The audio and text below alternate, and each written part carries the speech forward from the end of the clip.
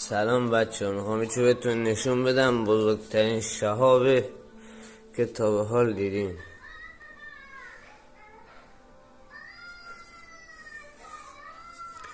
این هم سوختگیاش تا اینجا خیلی خوشگله.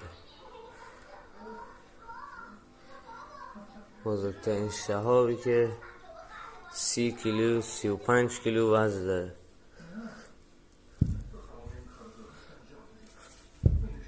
اصلا نمیتونم تکونش بدم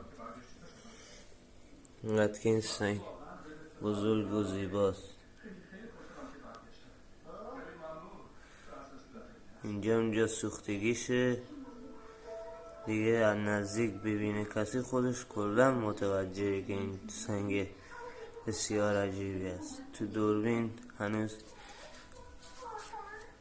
خیلی قشنگ دید نمیده.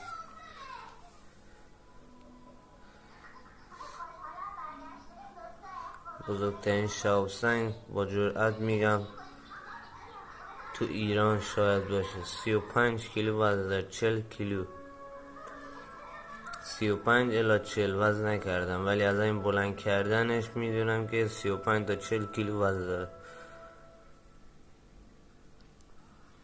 شانس که داشته باشی